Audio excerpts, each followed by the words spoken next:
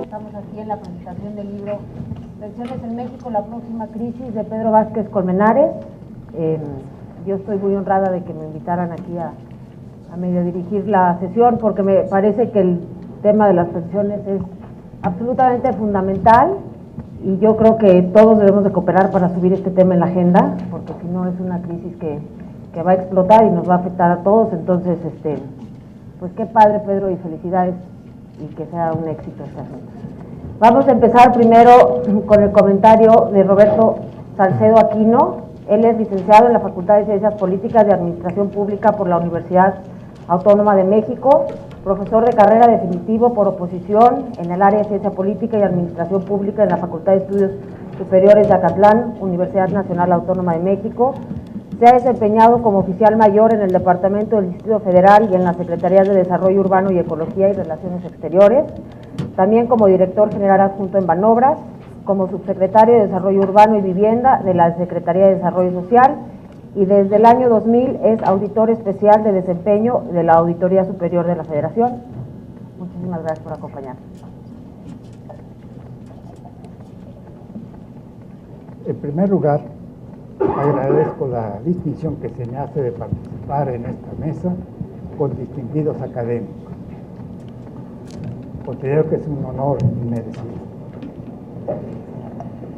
Después de leer el libro Pensiones en México, la próxima crisis, y saber que tenía que presentarlo, me recordó con gran aprensión la costumbre romana de matar a los portadores de malas noticias, con lo cual se creía que se conjuraba en parte el efecto de esas malas noticias. A partir de que supe que tenía que estar aquí, he vivido en desasosiego. Para calmarlo, volví a los textos de un maestro de literatura de la preparatoria 7. Nos hizo leer, nos hacían leer mucho. Quiero compartir con ustedes un diálogo entre el último emperador romano, Rómulo Magno, y su ministro del Interior en marzo de 476, en los idus de marzo. El libro es de Friedrich Dürmer. Leo el texto. El primer ministro: Majestad. Rómulo: ¿qué deseas?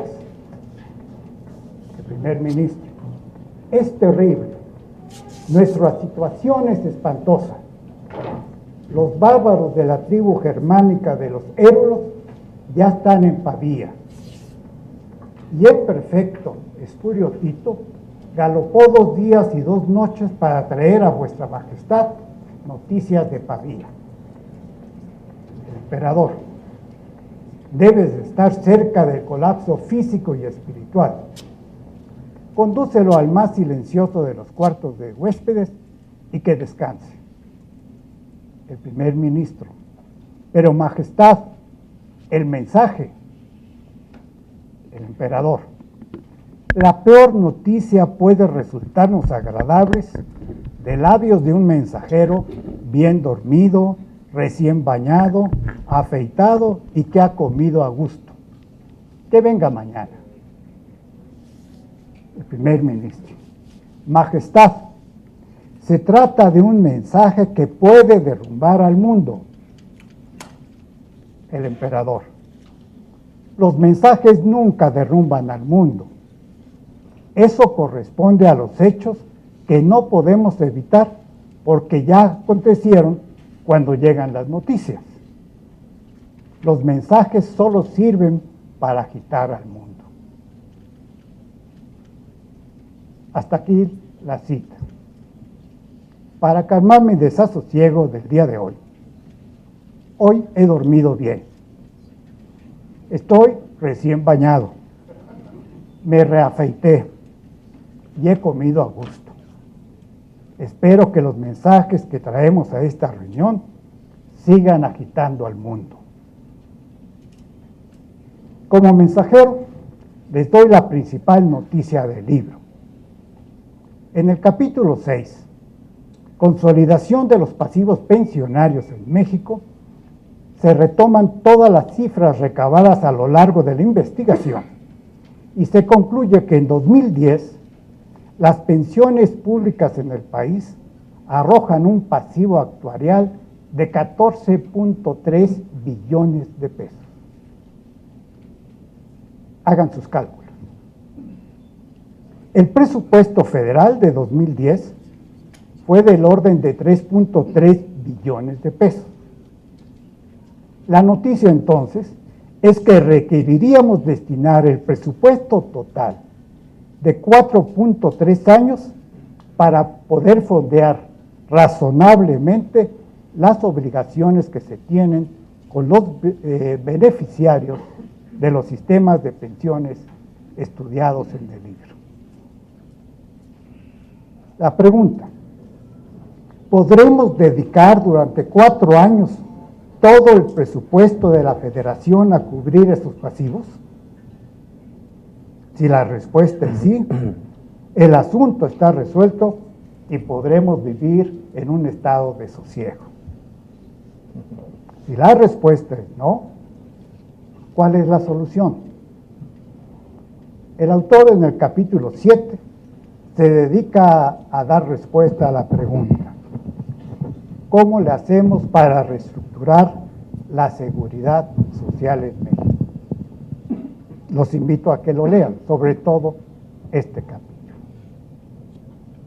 Como me toca presentar el libro, les he hecho una síntesis de este discurso para llegar a la noticia fundamental. El autor nos indica que la crisis de las pensiones ya está aquí. Por consiguiente, el título del libro está equivocado.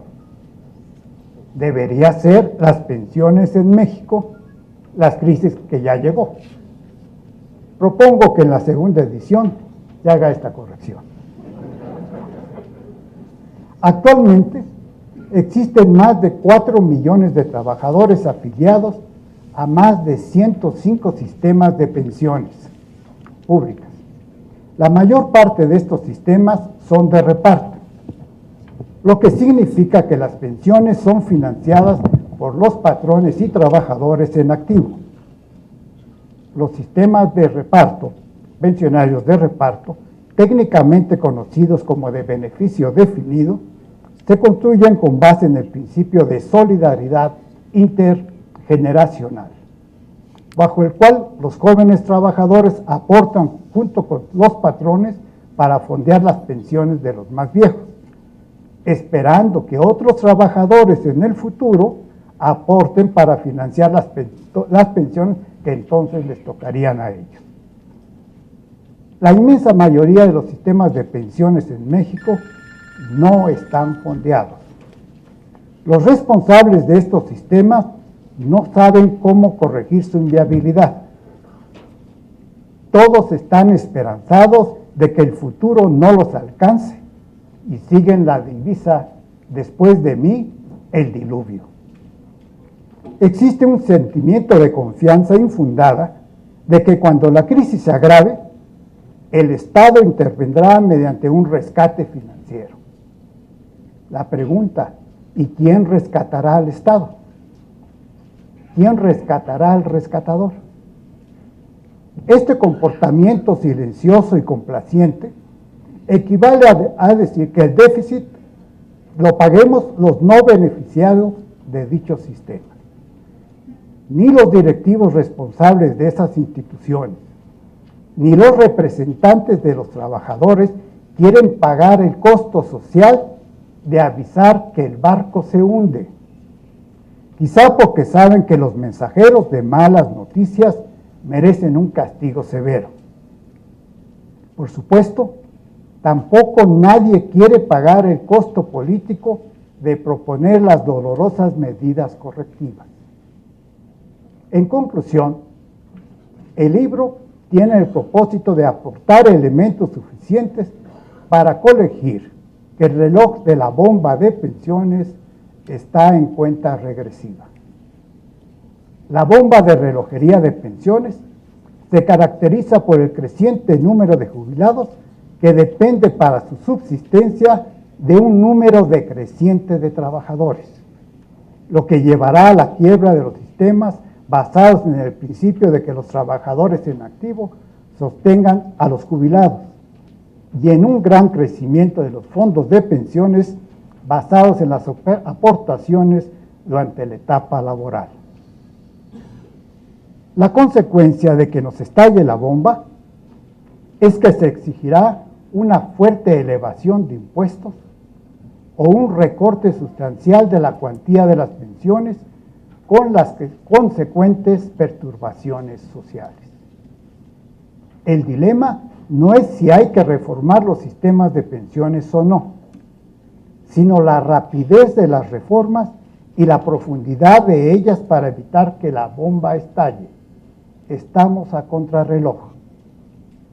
Para demostrar la tesis, el autor desarrolla la investigación en 7 capítulos. En el primero, se da un contexto sobre la génesis de la seguridad y las pensiones, así como los problemas que se han presentado para mantener su sostenibilidad.